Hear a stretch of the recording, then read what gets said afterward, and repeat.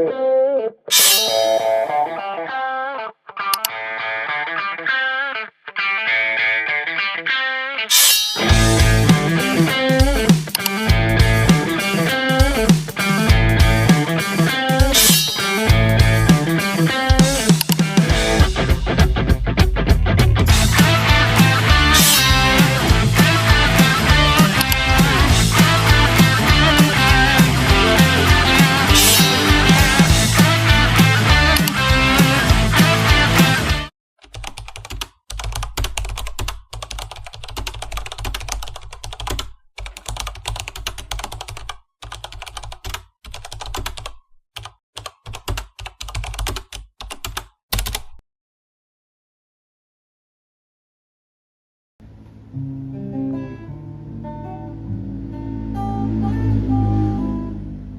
nga pala, may event pala kami next week.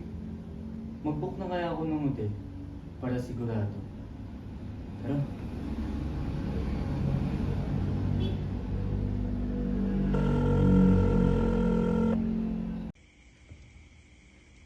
Good afternoon, sir.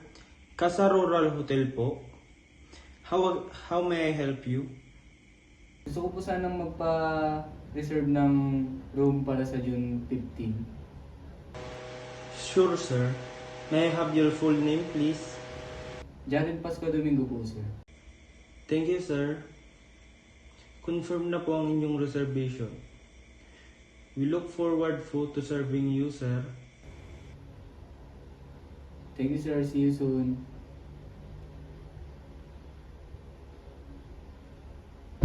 Ayos! Hello sir, good afternoon. Good afternoon. Welcome to Casa Rural Hotel. How may I help you sir? Magpa-check in sana ako, sir. May reservation ako. May I have your name? My name is Jared Pasco Domingo. Please wait a moment.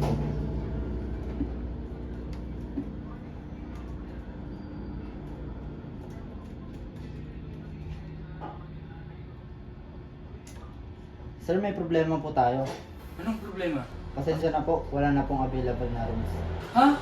Paano nangyari yun? May confirmed reservation ako. Pasensya na po sir. Sigurado ka ba? Pakicheck ulit na. Sir, na-check ko na po sir. Fully occupied na po lahat ng room sir. Hindi pwede yun. May confirmation ako. Tatawagin ko na lang po ang manager sir para kausapin ko po. Good afternoon, sir. Ako po si Roberto Garcia, Hotel Manager. Manager, bakit wala akong kwarto kahit may reservation ako? Sir, humihingi po kami ng paumanhin. Nagkaroon po ng overbooking sa aming reservation system. Ano pong ibig sabihin ng overbooking, sir? Yung overbooking, ganito po yan. Mas maraming reservation na maratanggap kaysa sa available na rooms. So, kino-confirm ninyo ang booking ko kahit wala pa akong rooms? Unfortunately, sir, yes, sir. Nag-dial pa ako para lang makarating dito. Nagkaroon ako ng gastos at abala. Naintindihan po namin yung stress ninyo, sir. Saan ako matutulong dito?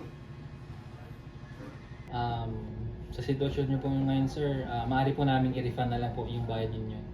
Hindi sapat ang refund.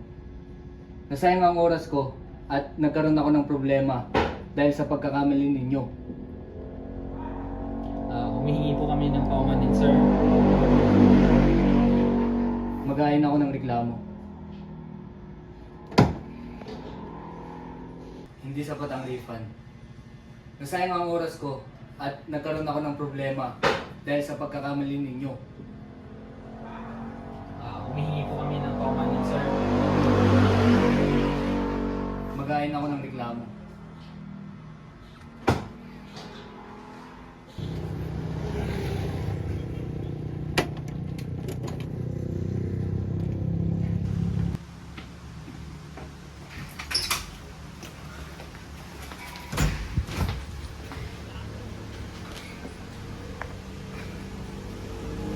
May confirmed reservation ako. Ngunit hindi ako nabigyan ng kwarto. Naniniwala akong may panundugutan ng hotel sa pangyayari.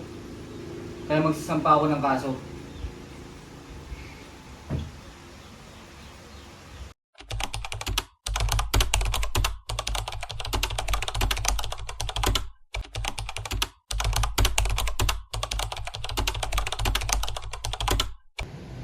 This court is now in session.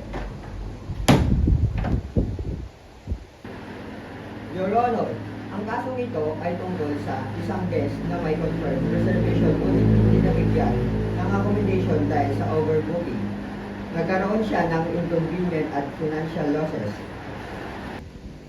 Proceed. Nag-reserve ka ba ng room sa Casa Hotel? Opo, sir. Nakumpirma ba ang reservation mo? Opo, sir. May proof ka ba ng reservation? Opo, sir. Nabigyan ka ba ng kwarto pagdating mo? Hindi po, sir. Ano ang sinabi sa'yo? Sinabi ko ng receptionist na wala nang available na room dahil po sa overbooking. Nabisuhan ka ba bago ka pumunta sa hotel? Hindi po, sir. Ano ang naging epekto nito sa'yo? Nagkaroon ako ng gastos sa biyahe. Nagsayang ako ng oras. Na-stress ako at naantala ang oras ko at plano ko. Noted. 1, 2, 3, action! Mr. Punasher, valid ba ang reservation ng complainant? Opo, sir. Nasa system ba ang reservation niya? Opo, sir. Bakit hindi siya nabigyan ng room? Dahil puno na po lahat ng room, sir. Ano ang dahilan? Nagkaroon po ng overbooking sa system namin. Mr. Manager, totoo bang mas maraming reservation ang natanggap ng hotel kaysa sa available rooms? Opo. Naapektuhan ba nito ang complainant? Opo. Inamin ba ng hotel na nagkaroon ng pagkakamali? Opo. Your Honor, ang pangunahing issue sa kasong ito ay hotel overbooking. Pinumpirma ng hotel ang reservation ng compliant ngunit hindi nila binigay ang ipinangakong accommodation. Ang mga batas na maaaring i-apply sa kasong ito ay Republic Act No. 7394 o Consumer Act of the Philippines at ang Civil Code of the Philippines. Posibleng panagutan ng hotel ang refund, actual damage, moral damage, at civil liability dahil sa breach of contract. Matapos rin ang mga ebidensya, nakita ng hukuman na nagkaroon ng pagkukulang ang Casa Hotel, ang complainant ay may karapatang makatanggap ng refund at compensation para sa napatunayang damages. Court adjourned.